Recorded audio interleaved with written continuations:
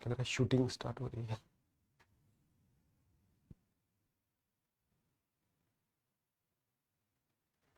अस्सलाम वालेकुम।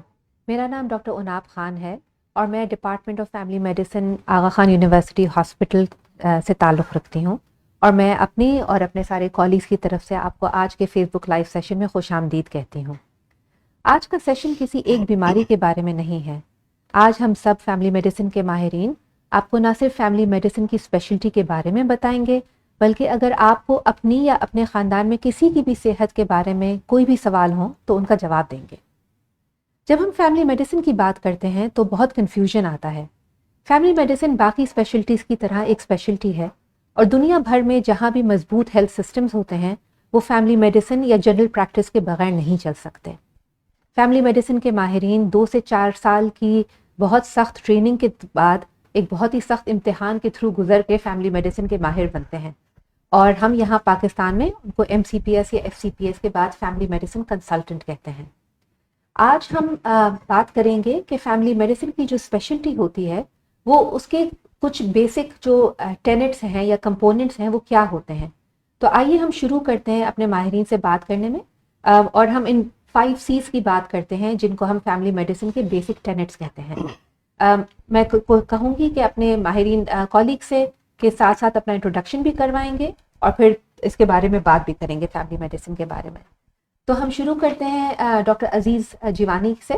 डॉक्टर अजीज़ जीवानी ज़रा हमसे पहले सबसे पहले बात करते हैं अजीज़ के फैमिली मेडिसिन के बारे में। जब हम बात करते हैं तो हमारा पहला C होता है फर्स्ट पॉइंट ऑफ कांटेक्ट। तो आपके ख्याल से इसका क्या मकसद है और मरीजों को क्या समझ में आना चाहिए इसके बारे में? जो फैमिली मेडिसिन का जो पहला सुतून है उसको हम फर्स्ट पॉइंट ऑफ कांटेक्ट कहते हैं। इसका मतलब ये होता है कि कोई भी शख्स अपनी कोई भी बीमारी के लिए वो फैमिली मेडिसिन कंसल्टेंट स्पेशलिस्ट से कांटेक्ट कर सकता है। जैसे कि हम आमतौर पर मिसाल देते हैं कि अगर एक शख्स है उसको डायबिटीज़ की बीमारी है या ब्लड प्रेशर की बीमारी है या उसको दिल की बीमारी है या कोलेस्ट्रॉल की बीमारी है या इसी किस्म की और कोई बीमारी है, तो वो पहला जो पर्सन जो कांटेक्ट करेगा जिस डॉक्टर से वो फैमिली मेडिसिन स्पेशलिस्ट से करेगा। जो 90% प्रॉब्लम्स हैं जो लोगों को मेडिकल इश्यूज हो सकते हैं उसमें 90% जो इश्यूज हैं वो फैमिली मेडिसिन कंसल्टेंट उसको लुक आफ्टर कर सकता है। और जब ज़रूरत पड़ती है तो वो फिर उसको रेफ़र भी कर सकता है। जैसे अगर ज़रूरत पड़ती है कि एंजियोप्लास्टी या एंजियोग्राफी करनी है दिल की हार्ट की बीमारी के लिए, तो वो उसको फिर कार्डियोलॉजिस्ट के पास रेफ़र करता है। अगर खुदा न खासा एंडोस्कोपी की ज़रूरत होती है तो उसके एंडोस्कोपी के डॉक्टर के पास रेफ़र करता है। लेकिन जो फैमिली मेडिसिन कंसल्टेंट है वो ज़्यादातर प्रॉब्लम खुद ही लुक आफ्टर कर सकता है। एक और इश्यूज जो इसमें इम्पोर्टेंट है वो ये है कि इसमें जो फैमिली मेडिसिन कंसल्टेंट है जो वो लेटेस्ट मॉडर्न गाइडलाइंस है उसको फॉलो करता है। तो जो भी गाइडलाइंस वर्ल्ड ओवर जो फॉलो की जाती है जिसको हम बेस्ट प्रैक्टिसेस कहते हैं उसको वो फॉलो करके और मरीज़ का इलाज करता है। और जो तीसरा पॉइंट जो बहुत इंपॉर्टेंट है वो इसको हम कहते हैं cost effective care. Cost effective care का मतलब ये होता है कि कम खर्चे के अंदर ज़्यादा से ज़्यादा बीमारियों का इलाज किया जाए। इसकी मैं सिंपल से मिसाल दूँ, अगर एक मरीज़ को डायबिटीज़ भी है, उसको सर दर्द भी हो रहा है, माइग्रेन है, उसको जोड़ों का दर्द भी है, उसको नाखून का कोई इशू है, तो वो 4 स्पेशलिस्ट के पास जाएगा। अब फैमिली मेडिसिन कंसल्ट के पास जाने का फ़ायदा ये होता है कि एक स्पेशलिस्ट के पास जाकर चारों बीमारियों का इलाज करवा सकता है। तो एक तरफ वो डायबिटीज़ का भी इलाज करवा लेगा, एक तरफ वो अपने सर दर्द का भी इलाज करा लेगा, एक तरफ अपने जोड़ों का दर्द भी कर लेगा, अगर खुदा न खासा अस्थमा है तो अस्थमा का भी कर लेगा। तो 4 मुख्तलिफ डॉक्टर मुख्तलिफ किस्म की जो दवाएं देते हैं जिनका आपस में बाज़ दफ़ा रिएक्शन भी हो जाता है, तो ये फैमिली मेडिसिन डॉक्टर उसको ध्यान रखता है कि कहीं कोई नुकसान तो नहीं हो रहा उन दवाइयों से, क्योंकि बाज़ दफ़ा दवाइयों से भी इंसान की अमवात हो सकती है। तो ये फैमिली मेडिसिन का बेस्ट सुतून है। जी नूना, yes. Thank you doctor Aziz. Doctor Saliya, अगर हम अपने सेकंड C की बात करें तो सेकंड C होता है कॉन्टिन्यूटी ऑफ केयर। और कॉन्टिन्यूटी ऑफ केयर का मतलब होता है कि आपकी सेहत का तसलसल रहे, बरकरार रहे। अगर आप इसके बारे में हमें कुछ बताना चाहें तो। जी डॉक्टर नाब, अस्सलाम वालेकुम। फैमिली मेडिसिन का important component continuity of care है, जिसका मतलब ये है कि फैमिली फिजिशियन मरीज़ की सेहत का मुसलसल ख्याल रखते हैं। फॉर एग्ज़ाम्पल, अगर कोई यंग फ़ीमेल मुझे दिखाने आती हैं और उन्हें कोई मर्ज़ लाहक है तो मैं उनके इलाज के साथ साथ उनके फ्यूचर में भी उनके इलाज का ख्याल रखूँगी और उसके साथ साथ मैं उन्हें हेल्थ एडवाइस भी दूँगी ताकि वो सेहतमंद तौर पे अपनी ज़िंदगी बसर कर सकें। यही फ़ीमेल ख़ातून कुछ अरसे के बाद 2 या 3 साल के बाद अगर प्रेग्नेंट होकर मेरे पास फॉलोअप आती हैं तो मैं उनका प्रेगनेंसी में भी ख्याल रखूँगी, at the same time shared care with the obstetrician. और अगर खुदा ना खास्ता उन्हें प्रेगनेंसी के दौरान कोई डायबिटीज़, हाई ब्लड प्रेशर या कोई और मसला हो जाए तो मैं उनका भी ख्याल रखूँगी with appropriate referral. At the same time अगर कोई मरीज़ जो है वो रात के किसी टाइम पे बीमार हो जाता है और अगर वो इतनी इमरजेंसी सिचुएशन नहीं है तो हमारे पास 24 आवर्स अर्जेंट केयर सर्विसेज भी हैं जहाँ पे उन्हें इलाज मुयस्सर है। इसके अलावा बहुत इंस्टेंसेस में ऐसा भी होता है कि मरीज़ अपने घर से निकल के डॉक्टर को दिखाने नहीं आ सकते, तो कंटिन्यूटी ऑफ केयर में हमारे पास टेली कंसल्टेशन की भी फैसिलिटीज़ मुयस्सर हैं, जिसकी वजह से फिर हम उनकी कंटिन्यूटी ऑफ केयर को बरकरार रखते हैं। Thank you doctor Saleha. Doctor Waris, हम आपकी तरफ आते हैं। एक बहुत बड़ा कंपोनेंट होता है जिसको हम कहते हैं कॉम्प्रिहेंसिव केयर, और कॉम्प्रिहेंसिव केयर में लोग समझते हैं कि हम बात कर रहे हैं कि आपके नज़ला ज़ुकाम खांसी की बात करता है आपका फैमिली मेडिसिन का डॉक्टर, लेकिन आपके हिसाब से कॉम्प्रिहेंसिव केयर के बारे में हमारे नाजरीन को क्या मालूम होना चाहिए? डॉक्टर आप thank you for your asking me this question. देखिए, कॉम्प्रिहेंसिव केयर का मतलब ये हो जाता है कि जामिया तौर पे या मुकम्मल तौर पे जो है वो सेहत के प्रॉब्लम्स को लुक आफ्टर किया जाए। आसान लफ्ज़ों में तो यही इसी तरह से इसको बताया जाएगा।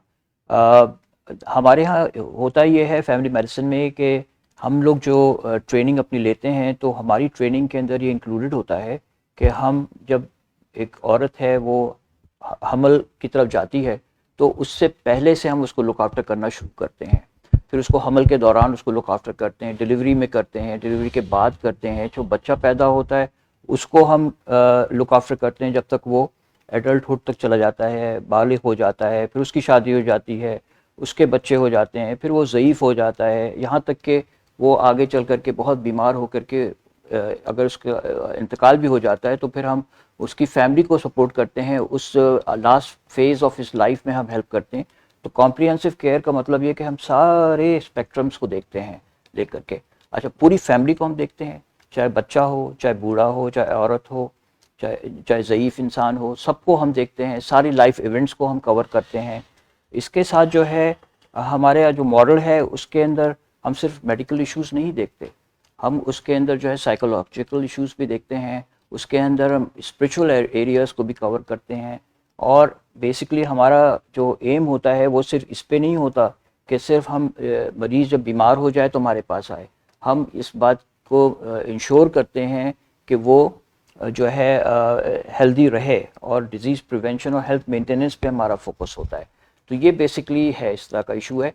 अगर इसके मैं आसान तरीके से मैं मिसाल दूं तो जैसे कि मुझे अपनी फैमिली के लिए अगर घर के लिए चीज़ें चाहिए होती हैं तो मैं इम्तियाज़ स्टोर या बिन हाशिम चला जाता हूँ, वहाँ मुझे अंडर वन रूफ सारी चीज़ें मिल जाती हैं। ये दैट इज़ द रीज़न, और अच्छे कॉस्ट पे मिल जाती है। तो फैमिली मेडिसिन समझिए इसी तरह का एक मॉडल है कि आपकी जो majority of the health issues हैं वो उनको हम कवर करते हैं। ये कॉम्प्रिहेंसिव केयर का एक मेन एलिमेंट है। थैंक यू डॉक्टर वारिस। और बहुत अच्छी बात आपने जो बताई हमें वो ये है कि ना सिर्फ बीमारी के दौरान बल्कि आपको बीमारियों से बचाने के लिए जो जिन स्टेप्स को लेना होता है, मतलब मसलन वैक्सीनेशन या कैंसर की स्क्रीनिंग, वो सब भी आपका फैमिली मेडिसिन डॉक्टर और स्पेशलिस्ट उसके ऊपर जोर देता है और उसका ख्याल रखता है। Thank you for sharing. Doctor सनिया, अब हम आपकी तरफ चलते हैं, अपने चौथे सी की तरफ, जो कि है पर्सन सेंटर्ड केयर। अगर आप इसके बारे में हमारे नाज़रीन को कुछ बताना चाहें तो। जी, थैंक यू नाब। अस्सलाम वालेकुम एवरीवन। पेशेंट सेंटर्ड केयर का मतलब यही है कि हम पेशेंट को, अगर आप उसको लिटरली ट्रांसलेट करें तो पेशेंट को दरमियान में रख के, सेंटर में रख के, पेशेंट पे फोकस करके हम उनकी उनकी जो सारी कंप्लेंट्स हैं वो सुनते हैं और उनकी ट्रीटमेंट उस तरह प्लान करते हैं। अगर हम इसको थोड़ा सा और देखें तो इसका मतलब ये है कि पेशेंट की नीड्स हम सामने रखते हैं, वो क्या चाहते हैं इस कंसल्टेशन से जब वो हमारे पास आते हैं, उनकी प्रेफरेंसेस क्या हैं, उनकी क्या तरजीहात हैं कि हम किस तरह से उनकी बीमारी को आगे लेके चलें, उनके कौन से टेस्ट करें। देयर ऑफन टाइम्स के पेशेंट कहता है कि जी ये टेस्ट मेरे लिए मुश्किल है, कोई और इसका अल्टरनेटिव है वो करें। तो हम पेशेंट को पार्टनर करके उनके साथ मिल के उनकी सारी तफसीलात सुन के, उनकी बीमारियों की तफसील सुन के हम उसको आगे लेके चलते हैं और उसको मैनेज वैसे करते हैं। तो हम उनकी वैल्यूज़, उनकी प्रेफरेंसेस, उनकी नीड्स लेके प्लस उनकी फैमिली को भी साथ रख के whenever there is a need हम उसको लेके आगे चलते हैं। तो हम सेंटर हमारा पेशेंट होता है कंपेयर टू ये कि पहले ज़माने में बहुत ही होता था कि डॉक्टर सेंटर्ड केयर होती थी कि डॉक्टर ने बस कह दिया तो मरीज़ ने ये कर लिया।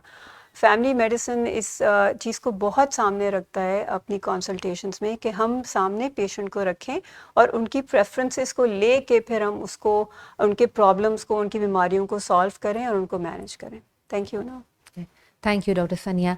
और आज हमारे साथ मिस शहरीन भी मौजूद हैं। शहरीन हमारे यहाँ नर्स मैनेजर हैं डिपार्टमेंट ऑफ फैमिली मेडिसिन में। क्योंकि फैमिली मेडिसिन में ज़्यादातर डॉक्टर कभी अकेला काम नहीं करता, एक टीम आपकी केयर के लिए पूरा वक्त तैयार रहती है और उसमें नर्सिस के बगैर हम वो काम कोई कर नहीं सकते। तो शरीन, अगर मैं आपसे बात करूं तो जो हमारा आखिरी सी है जिसको हम कहते हैं कोऑर्डिनेशन ऑफ केयर, आप इसको किस तरीके से नाज़रीन से शेयर करेंगे? Thank you doctor knob. Yes, I am a nursing lead family medicine department के अंदर। और सिंस अब हम देखते हैं कि पैराडिम बहुत चेंज हो गया है, हेल्थ का देखने का नज़रिया बहुत चेंज हो गया है। तो पहले के वक्त के अंदर ना एक मरीज़ और एक डॉक्टर का रिलेशनशिप ज़्यादा देखा जाता था, पर अब ना एक ट्रायंगल है which includes patient, nurse and A doctor. तो ये ट्रायंगल मिलकर जो है वो पेशेंट की केयर में इन्वॉल्व होते हैं। नर्सिंग रोल फैमिली मेडिसिन के अंदर प्रिवेंटिव केयर से लेकर उनका ट्रीटमेंट प्रोवाइड करना, और जो ट्रीटमेंट जो डॉक्टर ने प्रोवाइड कर दी है उसकी टेक केयर भी करना। जैसे अगर मैं एग्जांपल दूं तो फॉर एग्जांपल अगर हमारे पास कोई ऐसा पेशेंट आते हैं जिसको डॉक्टर ने देखा है और वो प्रेग्नेंट है या वो बहुत न्यूली डिलीवर्ड मदर है फॉर एग्जांपल, और फर्स्ट बेबी मदर है, फर्स्ट चाइल्ड है, तो अगर वो उस प्रॉब्लम में है कि उनको लैक्टेशन का प्रॉब्लम हो रहा है या बेबी फीडिंग का प्रॉब्लम हो रहा है, तो नर्स का बहुत प्राइमरी रोल इसके अंदर आता है in giving them a guidance कि क्यों इतना इम्पॉर्टेंट है ब्रेस्ट फीड कराना, क्यों जो और किस तरह से किस तरीके से कराया जा सकता है ब्रेस्ट फीडिंग, उस मदर को सिखाना। सेम इस तरीके से अगर एक और एग्जांपल हम दें कि जैसे डायबिटीज़, अगर किसी पेशेंट को न्यूली डायग्नोज डायबिटीज़ होता है जिसमें वो परेशान है कि उनको दवाइयाँ भी लेनी है, किस किस्म की डाइट और ये सब कवर करना है, तो यहाँ पे भी नर्सिंग रोल बहुत इंपॉर्टेंट आता है टू प्रोवाइड एजुकेशन कि उनको किस तरह की डाइट प्रॉपरली दी जाए या उनको लेनी चाहिए, वो उनको सिखाया जाए। अगर इंसुलिन जैसे फॉर एग्जांपल लगाने को है तो उसकी टीचिंग देना ताकि वो सेल्फ एडमिनिस्टर कर सके, उनका वो कॉस्ट कम से कम लगेगा अगर वो बार बार किसी क्लिनिक या किसी ऐसी जगह पर जाएं इंसुलिन एडमिनिस्ट्रेशन के लिए, वो खुद लर्न कर सकते हैं, सेल्फ एडमिनिस्टर कर सकते हैं, तो वो उनको सिखाया जाए। तो this is particularly a coordinated care जो कि हम प्रोवाइड करते हैं to the patient. Thank you Shahreen. तो बेसिकली हमारा कहने का मकसद ये है कि आपका फैमिली मेडिसिन का माहिर आपके साथ बचपन से लेके ज़िंदगी के आखिरी हिस्से तक आपके साथ रहता है, आपकी केयर के लिए आपके साथ मौजूद रहता है, और आप सिर्फ आपकी नहीं बल्कि आपको और आपके ख़ानदान को बहुत अच्छी तरीके से जानता है। तो उनके लिए आपका ख्याल रखना और आपकी नीड्स और आपकी प्रेफरेंसेस के हिसाब से आपका ख्याल रखना बहुत आसान हो जाता है, और वो आपके साथ मिल के काम करता है, कभी आपको बताता नहीं खाली, बल्कि आपके साथ एक शेयर टीम की तरह काम करता है ताकि आपको सेहतमंद रख सके और आपकी बीमारियों का ख्याल रख सके और इलाज कर सके। हमारे पास कुछ सवाल आना शुरू हो गए हैं, उनको लेके आगे की तरफ चलते हैं। पहला सवाल डॉक्टर अजीज़, चूँकि आपने बताया कि 3-4 बीमारियां अगर मरीज़ को एक साथ हों तो हम उनका किस तरीके से ख्याल रखते हैं, तो पहला सवाल है कि मुझे हाई ब्लड प्रेशर भी है, मुझे सर्विकल का इशू भी हो रहा है और मुझे चक्कर आना शुरू हो गए हैं। आप मुझे बताइए कि मैं किस तरीके से अपना ख्याल रख सकता हूँ। देखें, पहली बात ये कि हमेशा इम्पोर्टेंट चीज़ ये है कि हम हमेशा प्रिवेंशन की बात करते हैं, और प्रिवेंशन का मतलब ये होता है बचाव। बचाव का 3 लेवल होते हैं, primary prevention, secondary prevention and tertiary prevention. Primary prevention का मतलब ये होता है जिस पे फैमिली मेडिसिन बहुत फोकस करता है कि खुदा न खासा कोई बीमारी अभी शुरू नहीं हुई है और उससे बीमारियों से बचाव किया जाए, तो उसको हम प्राइमरी प्रिवेंशन कहते हैं। खुदा न खासा अगर कोई किसी को बीमारी हो गई है, लेट से ब्लड प्रेशर की बीमारी हो गई, जिस तरह अभी आपने कहा कि आपको ब्लड प्रेशर का थोड़ा मसला लाहक हो गया है, तो खुदा न खास्ता अगर ब्लड प्रेशर हो गया है तो इसका मतलब ये हुआ कि ब्लड प्रेशर के लिए हमें ऐसे तरीके अपनाने होंगे, लाइफस्टाइल मॉडिफिकेशन करना होगा कि ब्लड प्रेशर ख़राब ना हो जाए या एकदम तेज़ी से ना हो बढ़ जाए। अगर किसी की उम्र 40 साल से ऊपर है और हम ये कहते हैं कि उसका ब्लड प्रेशर 140 और 90 से ऊपर चला गया है, mmHg हम कहते हैं, उसकी जो यूनिट इस्तेमाल करते हैं, तो इसका मतलब ये हुआ कि उसे डॉक्टर के पास जाना चाहिए और उसको डॉक्टर के पास जाकर उसका इलाज करना चाहिए। और इसमें 2 तरीके से इलाज होते हैं। एक पहला तरीका तो ये है, इसको हम कहते हैं लाइफस्टाइल मॉडिफिकेशन, यानी इसका ज़िंदगी के अंदर कुछ तब्दीली लाई जाए, जैसे नमक का इस्तेमाल एकदम कम कर दिया जाए, रोज़ाना वॉक किया जाए कम से कम, शुरू में 10 मिनट, फिर 20 मिनट, फिर 30 मिनट, और फिर आस्ते आस्ते 45 मिनट्स तक, और फिर टहल टहल के नहीं, और फिर ब्रिस्क वॉकिंग जिसको हम फास्ट वॉकिंग भी कहते हैं, तो उससे भी कंट्रोल हो सकता है ब्लड प्रेशर, नंबर 1। नंबर 2, अगर डॉक्टर फील करता है कि भाई अब इससे ब्लड प्रेशर कंट्रोल नहीं हो रहा, तो इसका मतलब तो अब दवाइयाँ देनी पड़ेंगी, गोलियाँ देनी पड़ेंगी, और उसमें भी डोज सेट करना पड़ता है। पहले एक गोली से शुरू करता है, उसको फिर मैक्सिमम डोज तक ले आते हैं, फिर उससे कंट्रोल नहीं होता तो फिर दूसरी गोली डाली जाती है, तीसरी गोली डाली जाती है। इसी तरीके से आपने जो दूसरा मसला बताया कि आपको सर्विक्स का भी इशू है, तो उसमें देखना होगा कि भाई उस सर्विक्स के अंदर आपके जो इशू है इसमें क्या है, खुदा न खास्ता कोई डिस्चार्ज वगैरह तो नहीं है, कोई ब्लीडिंग वगैरह तो नहीं है, कोई दर्द वगैरह तो नहीं हो रहा, और अगर डिस्चार्ज है खुदा न खास्ता तो किस रंग का है, सफ़ेद रंग का है या उसका ट्रांसपेरेंट है या येलोइश ग्रीनिश है, किस रंग का है, तो उसके हिसाब से उसकी एंटीबायोटिक या कोई ट्रीटमेंट की जाती है। इसमें लेडी डॉक्टर वगैरह इसमें मायना भी कर लेते हैं कि खुदा न खास्ता अंदर की सूरत हाल क्या है, तो लेडी डॉक्टर इसमें मुख्तलिफ़ तरीक़ों से, फिंगर टेक्निक है, कस्कोस टेक्निक्स हैं, मुख्तलिफ़ टेक्निक से वो मायना भी करती है और फिर डिसाइड करते हैं कि इसमें इलाज क्या है। लेकिन ज़रूरी है कि एक डॉक्टर के पास, फैमिली मेडिसिन कंसल्ट के पास आया जाए, ताकि वो इन तीनों बीमारी को, मैं ना भूल गया तीसरी बीमारी क्या थी, डिजीनेस, चक्कर की है। अब जाहिर सी चक्कर की बहुत सारी वजूहात हो सकती हैं। इसमें बाज़ दफ़ा कान के अंदर कुछ हिस्से होते हैं, इसको इंटरनल एयर होते हैं, उसकी वजह से हो सकती है। बाज़ दफ़ा डिहाइड्रेशन की वजह से, बाज़ दफ़ा कुछ कमी को बेशी की वजह से, खून में कमी बेशी हो जाती है, नमकियात की कमी या और कोई केमिकल की कमी, या बाज़ दफ़ा दिमाग के कोई आज़ा के अंदर कोई इन्फेक्शन या कोई वजूहात की वजह पर, तो उनकी वजह से भी हो जाता है। तो फैमिली मेडिसिन कंसल्टेंट उसको पहले एग्जामिन करता है, देखता है कि वजूहात क्या क्या है, और फिर उसको वो इलाज करता है कि लाइफस्टाइल मॉडिफिकेशन से मसला हल होगा, या फिर इसको कुछ टेस्ट करवाए जाएंगे और टेस्ट के बाद कुछ दवाएं देने की ज़रूरत है कि नहीं है। जी उनाब। Thank you doctor Aziz. Doctor Sania, दूसरा सवाल भी कुछ इसी तरीके से है, एंड आई थिंक वर्टिगो या चक्कर की जब हम बात करते हैं, तो ये सवाल आया है कि नॉर्मली वर्टिगो को किस तरीके से बेहतरीन तरीका होगा ट्रीट करने का। अच्छा, थैंक यू नाम। एक तो मैं थोड़ा सा ऐड करना चाहूँगी डॉक्टर अजीज़ के उस पर कि चक्कर कभी कभी दवाओं से भी हो सकते हैं, तो इट्स वेरी इंपॉर्टेंट कि आप अपने डॉक्टर के पास जाएं। जो पहला सवाल था कि कभी कभी ब्लड प्रेशर की कुछ दवाइयाँ होती हैं जिनसे चक्कर एक्चुअली आ सकते हैं, तो दवाइयों का भी साइड इफ़ेक्ट हो सकता है। जहाँ तक इस सवाल की बात है, वर्टिगो का जो लफ्ज़ हम यूज़ करते हैं, क्योंकि चक्कर डिफरेंट किस्म के हो सकते हैं। एक चक्कर वो होता है कि आप खड़े हो, आंखों के आगे अंधेरा आ गया।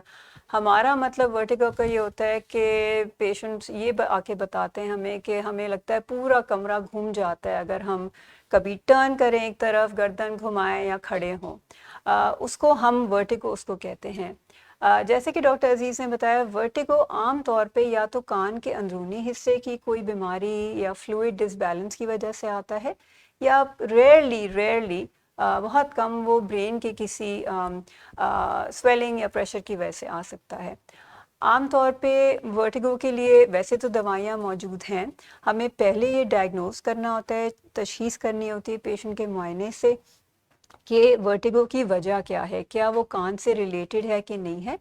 दूसरा ये है कि हमें ये देखना होता है कि क्या ये वाकई में वर्टिगो भी है या कोई और वजह है, क्या चक्कर खून की कमी से आ रहे हैं, जिस्म में डिहाइड्रेशन की वजह से आ रहे हैं, कोई इन्फेक्शन की वजह से आ रहे हैं, तो ये हम पहले चीज़ें रूल आउट करते हैं। दवाइयाँ वर्टिगो के लिए मौजूद हैं, लेकिन वो क्योर एज सच नहीं करती। दवाइयाँ सिम्टम्स या वर्टिगो की अलामात को कम कर सकती हैं, ताकि पेशेंट जितना नॉर्मल फील कर सकें वो करें, और वो दवाइयाँ कुछ अरसे तक हम उनको देते हैं। और साथ में कभी कभी कुछ कान की अगर वजह से वर्टिगो हो तो हम कुछ उनको बैलेंस की और कान की एक्सरसाइजेस भी बताते हैं। Thank you.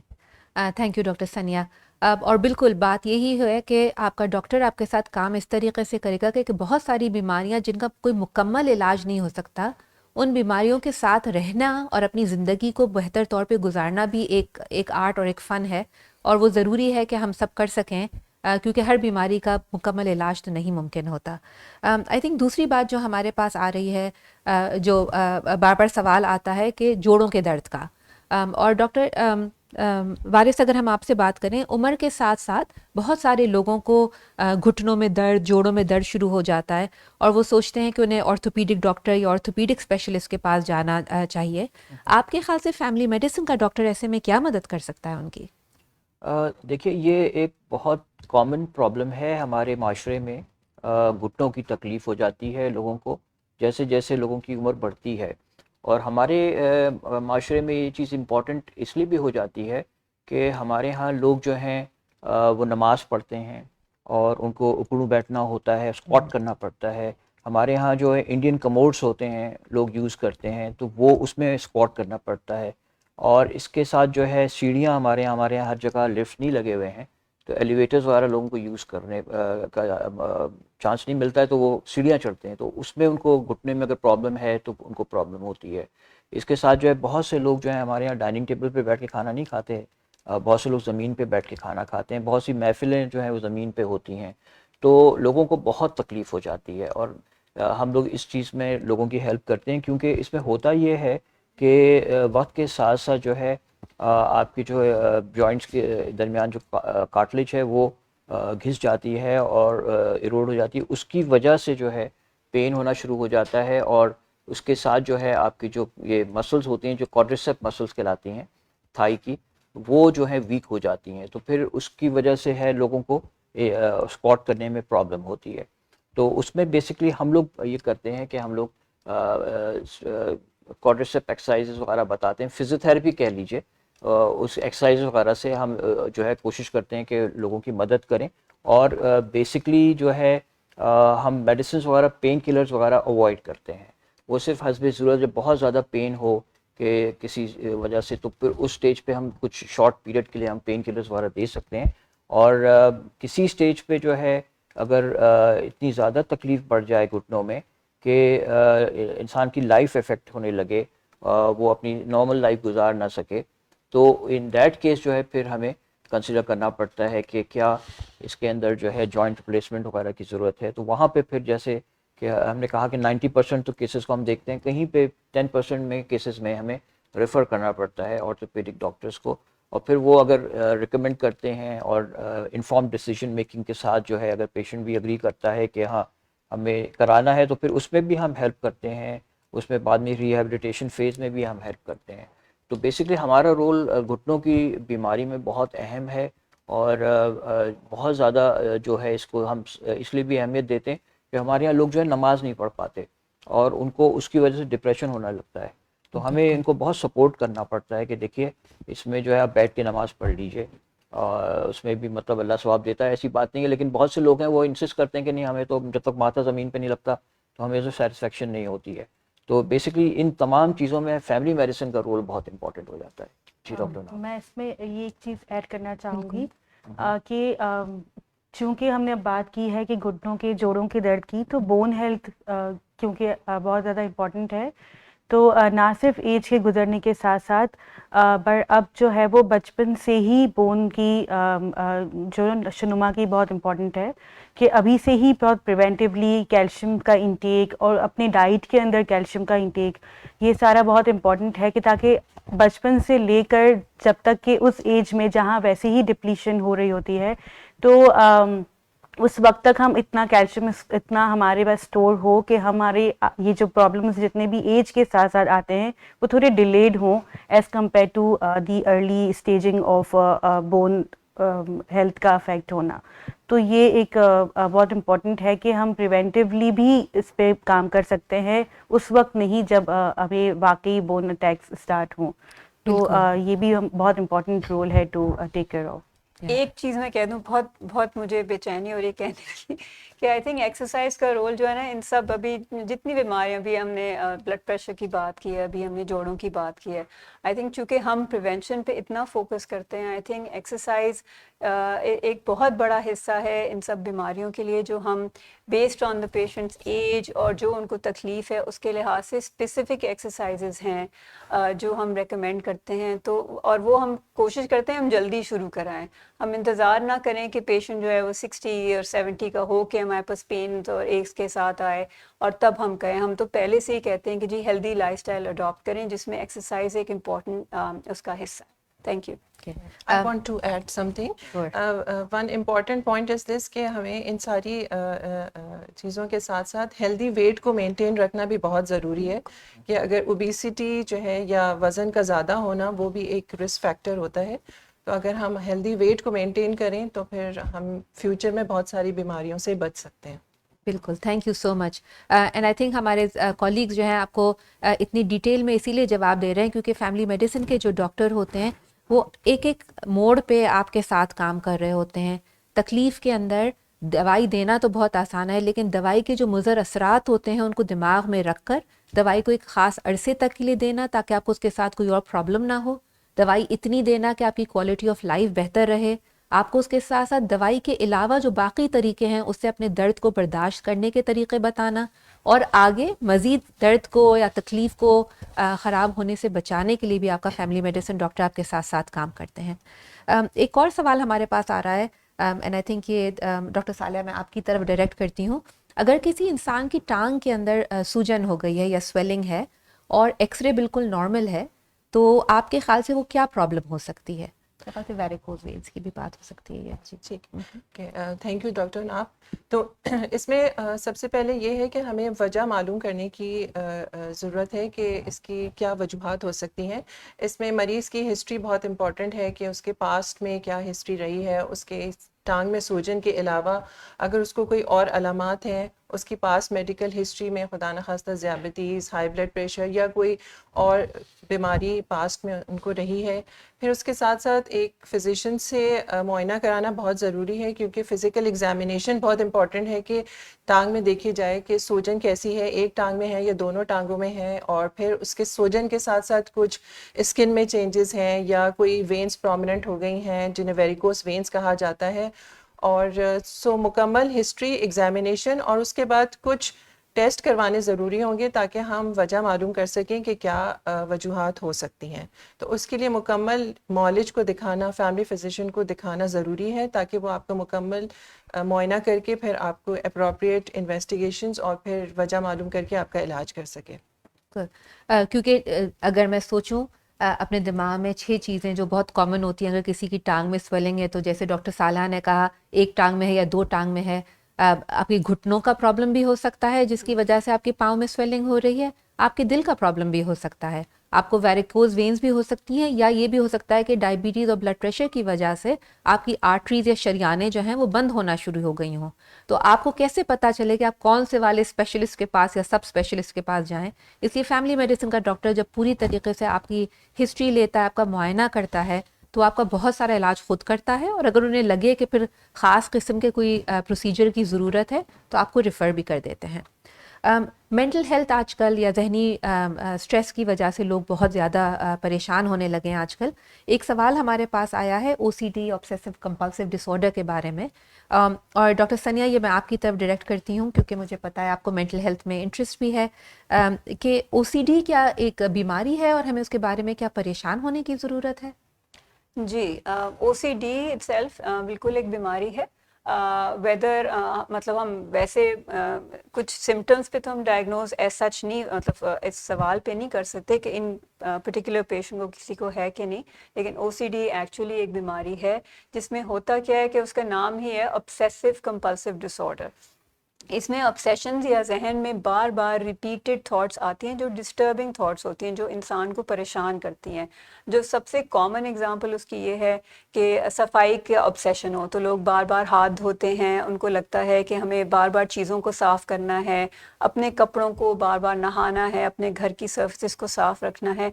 और अगर वो ना करें तो उनको एक कंपल्शन, एक उनको अंदर से बेचैनी होती है कि मुझे ये करते रहना है, करते रहना है। कुछ लोगों को लॉकिंग अनलॉकिंग की होती है, उनको लगता है दरवाज़ा हमने बंद नहीं किया, फिर वो जहन में बार बार आता रहता है कि दरवाज़ा लॉक नहीं किया, तो बार बार जाके दरवाजे को चेक करना, घर के दरवाज़ों को, गाड़ी के दरवाज़ों को।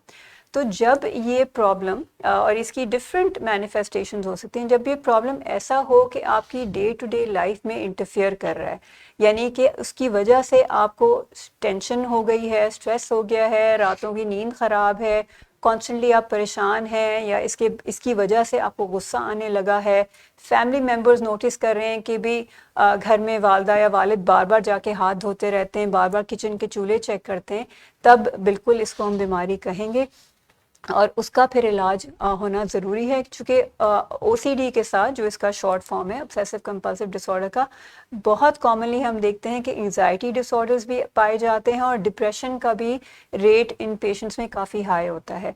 तो यस, इसकी डायग्नोसिस तशख़ीस बिल्कुल होनी चाहिए और फिर इसकी बिल्कुल ट्रीटमेंट भी है। अगेन ट्रीटमेंट दवाओं से भी होती है, कुछ और थेरेपी से भी होती है।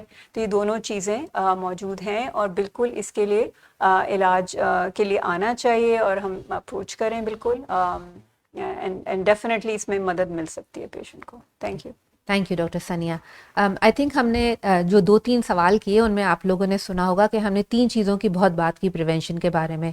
एक हमने कहा कि एक्सरसाइज करना, तो वॉक के थ्रू या और अच्छा खाना, और तीसरी बात जब हम हाई ब्लड प्रेशर और डायबिटीज़ की या हार्ट डिजीज़ की बात करते हैं तो वो हम करते हैं कि स्मोकिंग छोड़ना, क्योंकि तंबाकू नोशी जो है वो वाकई में ना सिर्फ एक मुज़र हैबिट है, लेकिन उसके हमारी जिस्म के ऊपर बहुत सारे और सेहत के ऊपर बहुत सारे गलत किस्म के तरीक़े से मुतासिर भी करती है।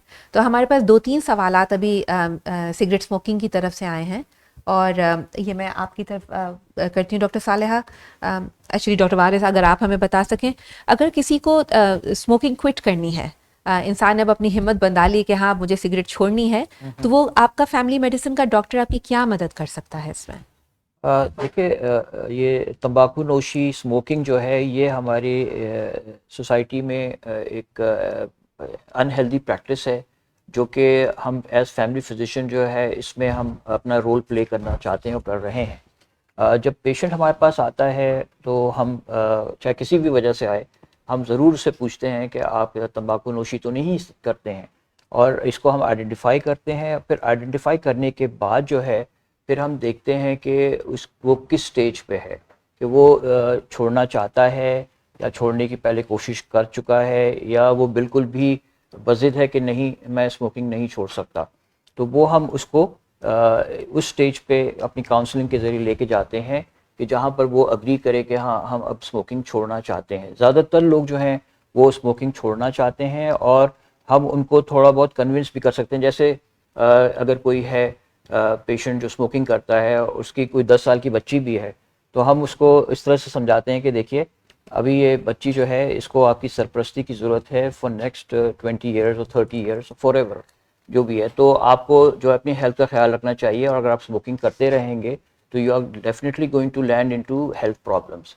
तो इस तरह से हम उनको कंटेमिनेशन फेज़ में लेके जाते हैं कि जहाँ पर वो चाहेंगे कि हाँ हमें छोड़ना है। फिर उसके बाद जो है इसमें एक हम डेट सेट कर लेते हैं कि देखिए इस डेट से जो है ना आपको स्मोकिंग आप छोड़ेंगे। आप कोई भी एक डेट रख लें, उसमें फिर आप अपने आप को ज़हनी तौर पे तैयार करें, और जिस माहौल में आप स्मोकिंग करते हैं उन फैक्टर्स को आपने जो है हटाना होगा। फॉर एग्ज़ाम्पल, अगर आप कोई कंपनी है जिसमें कंपनी में बैठ करके आप स्मोकिंग करते हैं, तो वो फिर आपको उसको भी आपको एड्रेस करना पड़ेगा, वरना फिर आप छोड़ नहीं पाएंगे। तो वो इस तरह से होता है। एक होता है जिसे हम कहते हैं कोल्ड टर्की अप्रोच, जिसमें आप अचानक छोड़ते हैं। तो ये एक चीज़ है। और फिर जब आप छोड़ते हैं तो शुरू में आपको साइड इफ़ेक्ट्स होते हैं निकोटीन विड्रॉवल के, तो उसके अंदर जो है फिर हमारे पास कुछ थेरेपीज़ अवेलेबल हैं, निकोटीन पैच है, निकोटीन गम है, वो सारी चीज़ें जो है हम आपको हेल्प करते हैं ताकि आपको जो क्रेविंग होती है वो क्रेविंग जो है उसको आप कवर कर सकें। तो वो उस पीरियड से फिर हम आपको निकाल के लेकर के जाते हैं। तो ये बेसिकली हमारा एक बहुत इंपॉर्टेंट रोल है फैमिली फिजिशियन का। और इसमें आप कभी भी अगर कोई भी अगर तंबाकू नोशी तर्क करना चाहते हैं तो हमारी किसी भी क्लिनिक में आकर के हमसे आप मशवरा कर सकते हैं और we will take you through the whole phase के आप स्मोकिंग छोड़ सकें। बिल्कुल, थैंक यू डॉक्टर वारिस। और बिल्कुल स्मोकिंग सेसेशन छोड़ना कोई आसान सिगरेट छोड़ना कोई आसान काम नहीं होता। अगर कोई इंसान ख़ास तौर पे बहुत जल्दी उम्र से शुरू कर चुका हो तो ऐसे में आपका डॉक्टर सिर्फ आपको एक दफ़ा मिलके डांट नहीं पिलाता और कहता कि बस छोड़ दो, बल्कि आपके साथ मुसलसल दर दफ़ा मिलकर आपको एक स्टेप से दूसरे स्टेप पे लेके जाने की कोशिश करता है। जैसा डॉक्टर वारिस ने कहा, दवाइयाँ भी मौजूद हैं, पैचेस भी मौजूद हैं और हमारे पास यहाँ आगा खान में बिहेवियरल थेरेपिस्ट भी होते हैं, क्योंकि स्मोकिंग खाली एक आदत नहीं है बल्कि वो कभी कभी एक एडिक्शन बन जाता है और उसको छोड़ना जो है उसके लिए आपको अपना पूरा सोच का, अपनी ज़िंदगी का पूरा तरीक़ा चेंज करना पड़ता है। तो उसमें आपकी मदद करने के लिए बिहेवियरल थेरेपिस्ट और काउंसलर्स भी मौजूद होते हैं जो आपकी मदद कर सकते हैं इसके लिए। एक सवाल बार बार आ रहा है, मेरे ख्याल से ये डॉक्टर अजीज़ के लिए ज़्यादा है, क्योंकि हमारे यहाँ फैमिली मेडिसिन के डॉक्टर्स ना सिर्फ आपका के जिस्म का इलाज करते हैं मगर बल्कि बहुत सारे माइनर प्रोसीजर्स भी करते हैं। कभी अगर जॉइंट्स में दर्द है और जॉइंट में इंजेक्शन देना है तो वो आपका फैमिली मेडिसिन के स्पेशलिस्ट कर सकते हैं। कभी टोज़ का प्रॉब्लम है, इनग्रोन टोनेल हो जाता है और इस किस्म के बहुत सारे छोटे छोटे मसले, तो आप कहाँ जाएं तो वो आपके फैमिली मेडिसिन स्पेशलिस्ट आपकी मदद कर सकते हैं।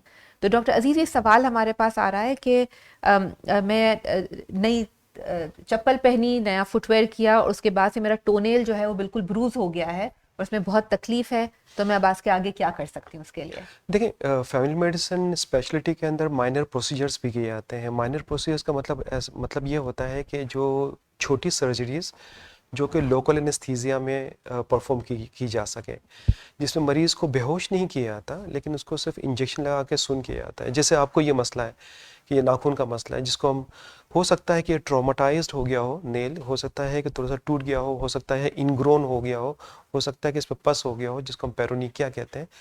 तो वो देखकर अंदाज़ा लगाना होगा और उसके बाद फैसला करना होगा कि इस पर माइनर प्रोसीजर करने की ज़रूरत है या सिर्फ दवाओं की से ये इलाज हो सकता है।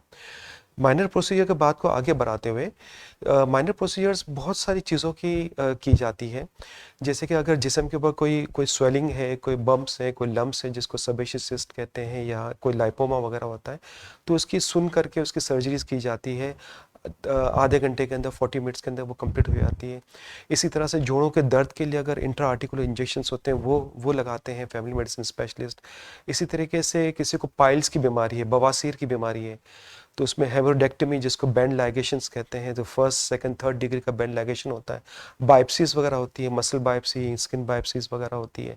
इसी तरह से कॉटराइजेशन, जैसे कि खुदा न खास्ता वायरल वॉर्ड्स वगैरह हो जाते हैं HPV virus, human papilloma virus की वजह से, तो उसको जलाना पड़ता है, तो इलेक्ट्रिकल कॉटराइजेशन की जाती है।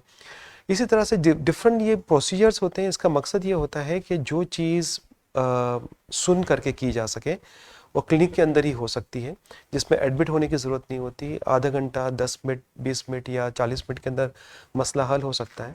तो वो प्रोसीजर्स भी as an outpatient minor procedures भी हम कर सकते हैं यहाँ पर फैमिली मेडिसिन डिपार्टमेंट के अंदर। थैंक यू डॉक्टर अजीज़।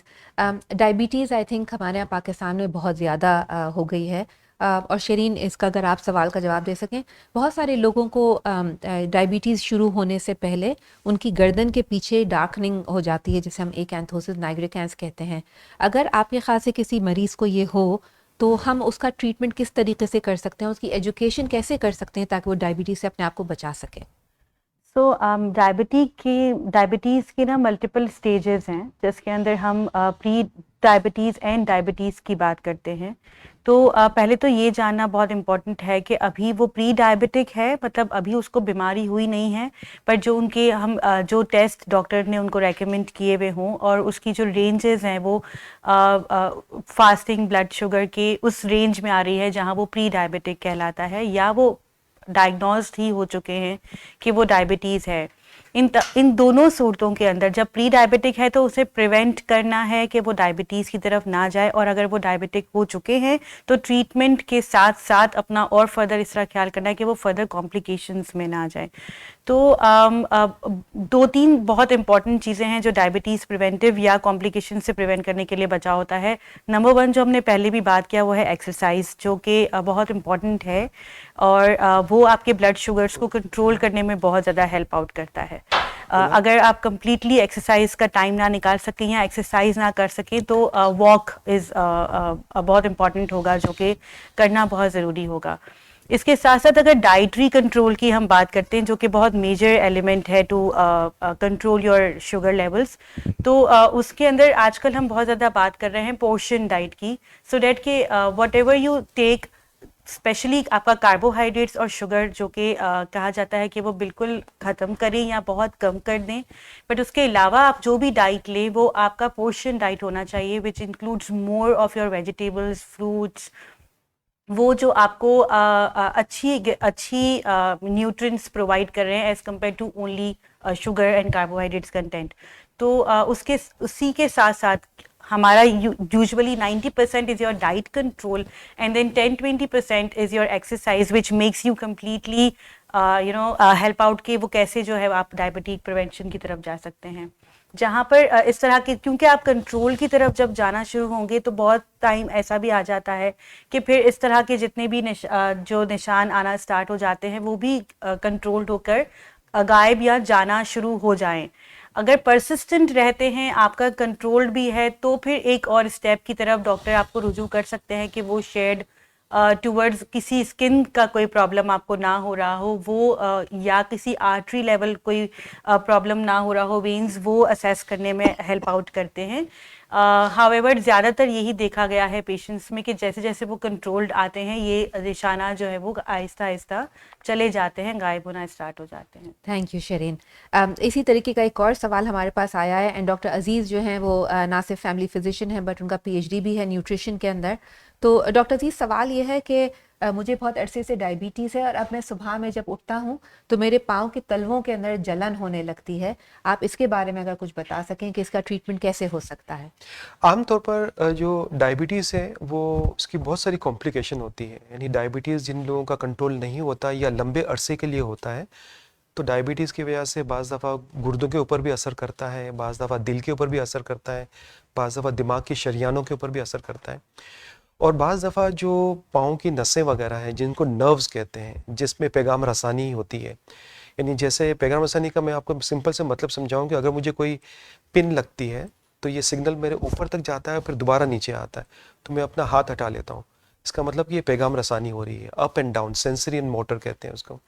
तो ये जो सेंसरी मोटर नर्व्स जो पाँव के अंदर होती हैं, अपने लेग्स के अंदर होती हैं, तो वो डायबिटीज़ के अंदर वो डैमेज हो जाती हैं, क्योंकि छोटी छोटी जो शरियानें होती हैं, कैपिलरीज होती हैं, उसमें शुगर लेवल चिपक जाता है, और जब शुगर लेवल में चिपक जाता है तो इन छोटी छोटी नसों को खून की सप्लाई नहीं मिल पाती, तो उनके अंदर डैमेज हो जाता है, नुकसान हो जाता है, इंजरी हो जाती है, इसको हम न्यूरोपैथीज़ कहते हैं। तो जिन लोगों का ब्लड शुगर कंट्रोल नहीं है उनमें चांसेस ज़्यादा होते हैं न्यूरोपैथीज़ के लिए, नंबर 1, और जिन लोगों के अंदर लंबे अरसे के लिए डायबिटीज़ होती है उनमें भी चांसेस ज़्यादा होते हैं। इन लोगों के लिए ज़रूरी है कि इनका शुगर लेवल कंट्रोल किया जाए। आमतौर पर हम लोग कहते हैं कि शुगर लेवल जो फास्टिंग शुगर है वो 130 से कम होना चाहिए, और अगर 110 से कम हो तो ज़्यादा बेहतर है, इसका मतलब हम कहते हैं कि कंट्रोल शुगर है। इसी तरह से अगर खाने के 2 घंटे के बाद, किसी भी खाने के 2 घंटे के बाद जो शुगर लेवल 140 और 160 के दरमियान हो तो हम कहते हैं कि शुगर लेवल कंट्रोल है। एक और तरीका है जिससे हम मालूम करते हैं कि शुगर लेवल कंट्रोल है कि नहीं है, उसको हम कहते हैं 3 महीने वाला शुगर, हीमोग्लोबिन A1C कहा जाता है। अगर कोई डायबिटिक है तो उनको हम कहते हैं कि भाई सबसे बेस्ट तरीका ये है कि 3 महीने वाला शुगर अगर 7 से कम हो तो अच्छी बात है, परसेंटेज में हम लेते हैं, अगर 6.5 से कम हो तो और अच्छी बात है, ठीक है ना। तो ये डायबिटीज़ लोगों के लिए। लेकिन जिन लोगों को डायबिटीज़ नहीं है, प्लीज़ थोड़ा सा ये इसमें ज़रा क्लियर हो जाए, जिन लोगों को डायबिटीज़ नहीं है उनके लिए हम ये कहते हैं कि उनका फास्टिंग शुगर यानी 12 घंटे की अगर फास्टिंग की जाए तो 100 से कम होना चाहिए, 100 मिलीग्राम पर डेसीलीटर से कम होना चाहिए। और जिनको डायबिटीज़ नहीं है, अगर उनका शुगर लेवल 100 और 126 के दरमियान है, तो हम कहते हैं कि ये this is pre diabetes. Pre diabetes का मतलब ये होता है कि लाल झंडी खड़ी हो गई है, किसी भी वक्त आपको डायबिटीज़ हो सकता है। और जैसे मैंने पहले कहा कि डायबिटीज़ के बहुत सारे कॉम्प्लिकेशन हैं, जिसमें हार्ट अटैक है, फालिज का अटैक है, गुर्दों का फेल होना है जिसको क्रोनिक रेनल फेलियर कहते हैं, नसों का टूटना है जिसका न्यूरोपैथीज़ है। अब जिन लोगों को नसों के टूट रहे हैं उनको क्या करना चाहिए? उनका कुछ तरीके होते हैं, जैसा मैंने कहा कि शुगर कंट्रोल होना चाहिए, इसका एक तरीका तो डाइट है और दवाइयाँ हैं जो डॉक्टर आपको कहता है। एक और तरीका है कि उसमें रोज़ रात को सोने से पहले अपने तलवे को ज़रूर चेक करें कि कहीं उसमें ज़ख्म तो नहीं लग गया है, क्योंकि जब सनसनाहट पैदा होती है डायबिटिक के पेशेंट के अंदर, तो उसमें ये होता है कि कोई पिन लग जाती है या कोई चोट लग जाती है तो ज़ख्म ठीक नहीं होते, ठीक है ना। उसको हम डायबिटिक वूंड कहते हैं, डायबिटिक अल्सर्स कहते हैं, ठीक है ना, डायबिटिक एब्सिस कहते हैं। तो वूंड खराब हो जाता है, तो रोज़ाना रात को अपने तलवे देखने होंगे अपने आँखों से कि भाई खुदा ना खासा उसके अंदर कोई ज़ख्म वगैरह तो नहीं है। और बेस्ट तरीका यह है कि रोज़ रात को पाँव अपने धो लिए जाए नीम गर्म पानी में, और पाँव की उंगलियों के दरमियान को भी चेक किया जाए कि कहीं कोई इन्फेक्शन वगैरह तो नहीं है, और उसको चेक किया जाए कि कहीं ज़ख्म वगैरह तो नहीं है, नंबर 1। नंबर 2, चप्पल या जूते पहन के रखें, और चप्पल या जूते ऐसे पहने कि जिनका सामने से कवर हो, ताकि कहीं चोट ना लग जाए। बाज़ दफ़ा चलते चलते हम टेबल की हमारी चोट लग जाती है, तो वो टेबल भी इसकी वजह से भी हमें चोट लग जाती है, तो जूते पहन के रखें, ये है। तीसरा तरीका ये है कि कुछ दवाएं वगैरह होती हैं वो हम देते हैं, जैसे कि विटामिन B12 के सप्लीमेंट्स देते हैं, इससे भी थोड़ा फ़र्क पड़ जाता है।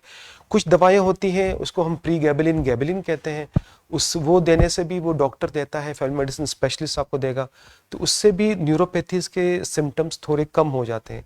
लेकिन बेस्ट तरीका ये है कि डायबिटीज़ को जितना हो सके अच्छे से अच्छा कंट्रोल किया जाए ताकि कॉम्प्लिकेशंस ना हो। और बेस्ट तरीका ये है कि डाइट अच्छी इस्तेमाल की जाए, जिसमें कार्बोहाइड्रेट कम हो, शुगर ना हो, जिसको हम हाई ग्लाइसेमिक इंडेक्स कहते हैं, वो हमारे कम हो, और दवाओं का रेगुलर इस्तेमाल हो। याद रखिएगा कि जो डायबिटीज़ की बीमारी ज़िंदगी भर की बीमारी है। अब कुछ पेशेंट मेरे पास इस तरह आते हैं, वो कहते हैं कि डायबिटीज़ हमारी ठीक क्यों नहीं हो रही। भाई डायबिटीज़ को हम नॉन कम्युनिकेबल डिजीज़ कहते हैं, ये ज़िंदगी भर की बीमारी है, ये आपके साथ रहेगी, अगर आप कंट्रोल नहीं करेंगे तो ये नुकसान करेगी। तो हमेशा ज़िंदगी भर तक आपको एहतियात करनी है और दवाएं खाते रहने का। थैंक यू डॉक्टर अजीज़। हमारे पास बहुत सारे सवालात हैं, तो अब हम कोशिश करेंगे कि थोड़े छोटे छोटे जवाब दें ताकि इन सब को हम डील कर सकें। एक सवाल आया है कि बच्चों में आजकल ईटिंग डिसऑर्डर्स बहुत ज़्यादा हो जाते हैं, उनको अपने जिस्म के बारे में वो खुश नहीं रहते, और उसकी वजह से वो या तो खाना छोड़ देते हैं या फिर खाना खाते हैं लेकिन फिर उसको निकाल देते हैं, या एक्सरसाइज बहुत ज़्यादा करने लगते हैं। ये हम खाली बच्चियों में नहीं देखते बल्कि बच्चों में भी देखते हैं, और इसका इलाज बिल्कुल मुमकिन है। मैं खुद एडोलेसेंट मेडिसिन स्पेशलिस्ट हूँ, जिसका मतलब ये कि मैंने अपनी फैमिली मेडिसिन की ट्रेनिंग के बाद 3 साल तक और एक्स्ट्रा ट्रेनिंग ली है टीनेजर्स का ख्याल रखने में। तो हम इसकी जब ट्रीटमेंट की बात करते हैं तो हम कोई एक डॉक्टर नहीं ट्रीट करता। मैं मरीज़ों से कहती हूँ कि आपका एक मेडिकल डॉक्टर होगा, उसके साथ साथ आपका एक साइकियाट्रिस्ट या साइकोथेरेपिस्ट होगा जो कि आपकी मदद कर सके, क्योंकि ये सिर्फ आपके जिस्म का बीमारी नहीं है बल्कि ये आपके जिस्म के साथ साथ आपके जहन की भी बीमारी है। तो इसका दोनों तरफ से काम करना ज़रूरी होता है। और बहुत सारे मरीज़ हमारे पास आते हैं जो 6 महीने से साल 1.5 साल की मदद के बाद पूरी तरीके से ट्रीट भी हो सकते हैं, और बहुत दफ़ा ऐसा होता है कि जब पूरी तरीके से ट्रीटमेंट ना हो तो कम से कम वो मेडिकली स्टेबलाइज हो सकें ताकि वो अपनी ज़िंदगी गुजार सकें और आगे की तरफ अच्छी ज़िंदगी गुजार सकें। तो बिल्कुल इसका इलाज मुमकिन है और बहुत अच्छी तरीके से इलाज हो सकता है। डॉक्टर सालिहा, एक सवाल हमारे पास आता है, ख़वातीन के अंदर PCOS बहुत ज़्यादा आजकल कॉमन है, ये लफ्ज़ हमें बार बार सुनने में आता है। तो सवाल ये है कि हार्मोन की इम्बैलेंस के लिए ख़वातीन क्या कर सकती हैं और इसकी तशख़ीस किस तरीके से की जा सकती है? ठीक है, PCO या पॉलीसिस्टिक ओवेरियन सिंड्रोम ख़वातीन में आजकल जो है जैसे सवाल है कि काफ़ी हद तक देखा जा रहा है। तो इसमें जो है वो हार्मोनल इम्बैलेंस होता है जिसकी वजह से जो है ख़वातीन में मोटापा जो है वो नुमाया होता है। उसके साथ साथ अलामात में उन्हें जो है वो मेंस्ट्रुअल एबनॉर्मेलिटीज़, जैसे उनकी जो माहवारी है मेंसेस में एबनॉर्मेलिटी होती है। कुछ ख़वातीन में ऐसा होता है कि 1 से 2 महीने तक माहवारी नहीं होती और फ़्लो कम होता है, तीसरी चीज़ ये है कि बाज़ ख़वातीन ये नोट करती हैं कि उनके चेहरे पे बाल जो हैं उनकी ग्रोथ ज़्यादा हो गई है। सो ये सारी चीज़ें जो हैं वो हार्मोनल इम्बैलेंस की वजह से होती हैं। इसमें सबसे ज़्यादा इम्पॉर्टेंट चीज़ जो है वो तो ये है कि एक हम मालूम कर सकें कि इसकी वजह क्या है। ठीक है, तो हार्मोनल इम्बैलेंसेस के अलावा इसमें जो इम्पॉर्टेंट चीज़ जो होती है वो डाइट और एक्सरसाइज का रोल होता है। वर्ल्ड वाइड सबसे पहले इम्पॉर्टेंट ये है कि हेल्दी डाइट को जो है वो मेंटेन रखा जाए, और उसके साथ साथ हेल्दी डाइट के साथ साथ फिर हेल्दी वेट जो है वो बहुत इंपॉर्टेंट है। अगर आपका वेट हेल्दी होगा तो इसके सिम्टम्स कंट्रोल होने में बहुत मदद मिलती है। दूसरी चीज़ ये है कि इम्पॉर्टेंट चीज़ है कि रेगुलर एक्सरसाइज रखी जाए। ठीक है, regular exercise means half an hour walk daily for 30 minutes, that is very effective. So balance diet, healthy exercise, और उसके साथ साथ आप अपने फैमिली मेडिसिन के कंसल्टेंट को रुजू करें ताकि वो आपकी पूरी हिस्ट्री लें, एग्जामिनेशन करें, और फिर आपसे पूरा ट्रीटमेंट प्लान जो है वो शेयर होगा, जिसमें पेशेंट से पूछ कर जो है वो पूरा प्लान बनाया जाता है। एंड ट्रीटमेंट बहुत इफ़ेक्टिव है, कुछ दवाइयों से भी इसका इलाज होता है। सो फार्माकोलॉजिकल एंड नॉन फार्माकोलॉजिकल दोनों तरीक़ों से जो है वो इसका इलाज होता है, और फिर जो है वो फ़ीमेल अपनी नॉर्मल ज़िंदगी गुजार सकती हैं।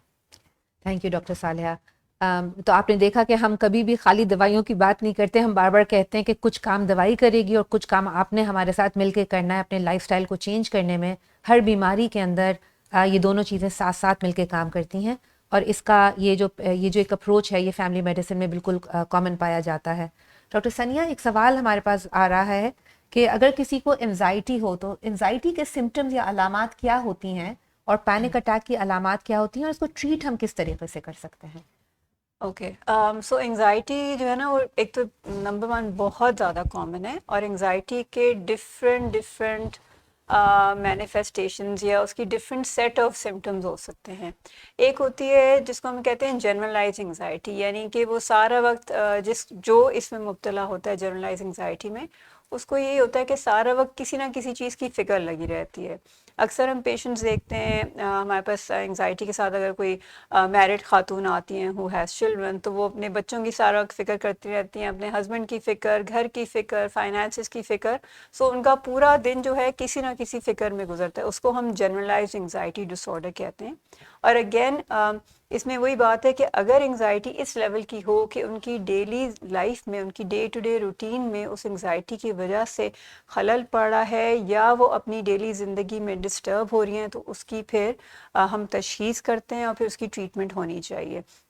जो सेकंड चीज़ है जिसको हम पैनिक अटैक या पैनिक डिसऑर्डर कहते हैं, उसके अलामात थोड़े से फ़र्क होते हैं। उसमें अंडरलाइंग एंजाइटी साथ में ज़रूर होती है, लेकिन पेशेंट्स अक्सर जिसको जो नाम पैनिक है वो एक अचानक से एक पैनिक या फियरफुल मोड में मरीज़ जा सकता है, जिसमें अचानक से दिल की धड़कन बहुत तेज़ हो जाना, सांस ना आना, ऐसी फीलिंग होना कि घबराहट शदीद हो रही है, सफोकेशन की फीलिंग होना, हाथ कांपना, पसीने आना, कुछ लोगों को हेडेक्स होते हैं इसके साथ, कुछ लोगों को डायरिया हो जाता है इसके साथ। तो बहुत सारे फिज़िकल या जिस्मानी अलामात जो हैं होती हैं, और अक्सर ये ट्रिगर तब होती हैं जब कोई किसी चीज़ का फियर हो, ऐसे लगता है कि हमें कुछ हो जाएगा। कॉमनेस्ट एग्जांपल इसकी वो है, कुछ लोगों को जहाज़ पे चढ़ने से पहले पैनिक अटैक हो जाता है, कुछ लोगों को पब्लिक स्पीकिंग से पहले हो जाता है, सोशल इन्वायरमेंट्स में किसी दावत में जाने में, शादी पे जाने पे कुछ लोगों को उसमें भी सोशल एंजाइटी होती है। सो मुख्तलिफ मैनिफेस्टेशंस हैं। फॉर्चुनेटली ये है कि इन सब का इलाज अवेलेबल है। आई थिंक अगर कोई फील कर रहा है, कोई पेशेंट के जी हम में ये अलामात शायद हो सकती हैं, तो प्लीज़ वो कांटेक्ट करें अपने फिजिशियन से या इधर आएँ ताकि उसकी प्रॉपर डायग्नोसिस हो और फिर उसका इलाज हो। और अगेन इलाज वही है कि दवाइयाँ भी मौजूद हैं, लेकिन उसके अलावा भी और थेरेपीज़, ट्रीटमेंट्स और मौजूद हैं। Thank you. तो आई थिंक हम बात यही कर रहे हैं कि अगर आपको ऐसी कोई भी चीज़ की अलामात हैं जो आपको नहीं पता कि ये एक्चुअली बीमारी है या नहीं है, या इसके लिए आपको कुछ और करने की ज़रूरत है, तो एक ऐसा डॉक्टर जिसको आप ट्रस्ट कर सकें और जिसको हर बीमारी के बारे में इतना अंदाज़ा हो कि वो एक्चुअल बीमारी हो सकती है या नहीं, और ये कि उसमें आपको अगर आगे रेफरल की किसी सब स्पेशलिस्ट को दिखाने की ज़रूरत है तो वो आपकी उसमें भी मदद कर सके। तो ये आपका एक फैमिली मेडिसिन का, एक ट्रेंड फैमिली मेडिसिन का कंसल्टेंट या स्पेशलिस्ट आपकी मदद कर सकता है। आई थिंक हमारे पास एक आखिरी सवाल जो आया है वो है स्ट्रेस के बारे में। तो डॉक्टर वारिस, मैं आपकी तरफ आती हूँ कि डायबिटीज़, ब्लड प्रेशर, इन सब बीमारियों के अंदर स्ट्रेस का बहुत ज़्यादा बड़ा हाथ है, तो हम अपना स्ट्रेस कैसे मैनेज करें? देखिए, इसमें ये बहुत इम्पोर्टेंट क्वेश्चन है इस लिहाज से कि आजकल के दौर में स्ट्रेस बहुत कॉमन हो गया है। सिर्फ डायबिटीज़, हाइपरटेंशन के अलावा भी जो है बहुत ज़्यादा लोगों की लाइफ में स्ट्रेस है, और हम लोग अपनी क्लिनिक्स में जो पेशेंट्स को देख रहे हैं, हमारा अक्सर काफ़ी वक्त जो है वो स्ट्रेस मैनेजमेंट में निकल जाता है। तो उसका जो तरीक़ाकार है वो ये है कि हमें पहले तो पेशेंट की अच्छी हिस्ट्री लेकर के हमें समझना चाहिए कि स्ट्रेस के रीज़न्स उसके कहाँ से आ रहे हैं, क्या फैक्टर्स हैं जो कि उसको स्ट्रेस दे रहे हैं। और फिर हमें अपनी पेशेंट की सेंसिटिविटी लेवल भी देखनी पड़ती है कि उसकी सेंसिटिविटी लेवल, बहुत से लोग होते हैं जो कि बहुत ज़्यादा सेंसिटिव होते हैं, वो छोटी छोटी चीज़ों को बहुत फील करते हैं, तो उनका जो हमारी अप्रोच उनकी तरफ ज़रा सा डिफरेंट हो जाती है। तो बेसिकली हमें सबसे इम्पॉर्टेंट चीज़ ये है हम पेशेंट को सुने। काउंसलिंग का सबसे प्रिंसिपली सबसे इम्पॉर्टेंट ये है कि हम उसकी बात को सुने, और उससे ही उसका स्ट्रेस बहुत कम हो जाता है स्ट्रेस मैनेजमेंट में। अगर वो अपनी बात दिल की कह देता है तो उसकी स्ट्रेस लेवल्स कम हो जाते हैं। दूसरे फिर ये है कि हम उसको थोड़ा सा मतलब गाइड करेंगे इन द सेंस के स्ट्रेस मैनेजमेंट के लिहाज से कि अगर उसको उसके रूटीन में कोई इश्यूज आ रहे हैं तो हम उसको गाइड कर सकते हैं कि भाई अपने रूटीन को आप इस तरह से कर लें, मैनेज कर लें। अब जैसे बहुत से पेरेंट्स हैं वो अपने बच्चों की एजुकेशन वगैरह में बहुत ज़्यादा इन्वॉल्व होते हैं, और फिर वो उसके लिए टाइम नहीं निकाल पाते हैं, तो उसमें हम उनको गाइड कर सकते हैं कि वो किस तरह से अपने आप को मैनेज करें। एक स्ट्रेस मैनेजमेंट की बहुत इंपॉर्टेंट जो एस्पेक्ट है, जो कि कई बार हमारे यहाँ पे भी इस डिस्कशन में आई है सामने, वो एक्सरसाइज है। जब आप एक्सरसाइज करते हैं तो आपकी ब्रेन से एक केमिकल निकलता है which is more powerful then the morphine, उसको एपोमॉर्फिन कहते हैं। तो उससे आप बॉडी आपकी रिलैक्स हो जाती है। तो कहीं पर भी किसी को भी अगर कोई स्ट्रेस हो रहा है और वो एक्सरसाइज नहीं कर रहा है तो हम उसको एडवाइस करते हैं कि आप एक्सरसाइज करें।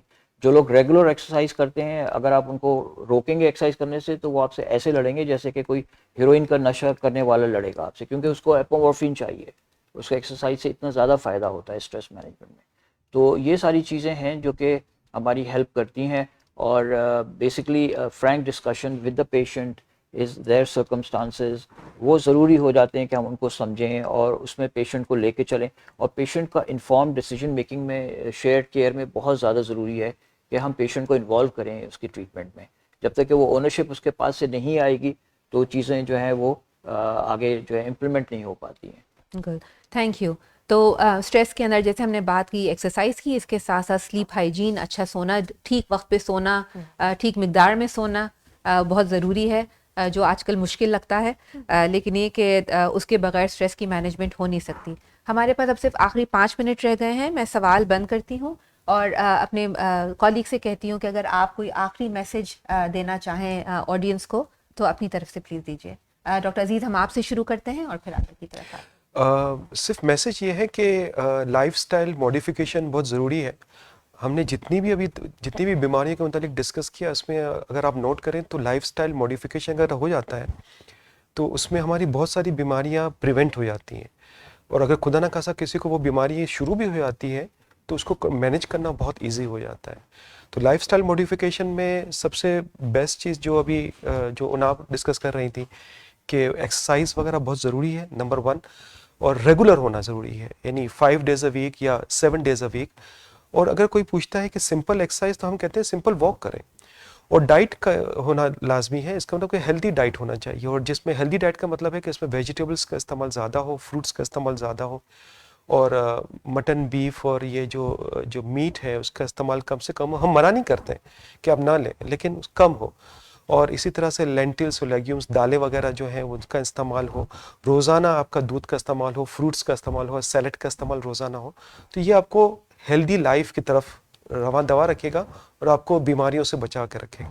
Thank you doctor Aziz. Doctor सनिया, 1 minute 1 minute message. 1 minute. So very quickly मैं कहना चाहूँगी, एक तो अपनी मेंटल हेल्थ का ज़रूर ख्याल रखें, क्योंकि आजकल जिस तरह से डॉक्टर वारिस ने कहा इतना स्ट्रेस है, उसके लिए बहुत ज़्यादा ज़रूरी है कि हम ना सिर्फ अपनी डाइट और इसका एक्सरसाइज का ख्याल रखें, अपनी स्लीप का ख्याल रखें, लेकिन हम ऐसी एक्टिविटीज़ में अपने आप को इंगेज करें जिसमें हम जहनी तौर पे अपना स्ट्रेस लेवल कम करें। सोशल मीडिया वगैरह को थोड़ा सा कम करें, कोशिशें करें कि लोगों के साथ ज़्यादा इंगेज हों, सोशलाइज करें, कोई हॉबी पिक करें, even if you are busy do that, ताकि आपकी मेंटल और फैमिली के साथ इंगेज रहें। Thank you. Thank you.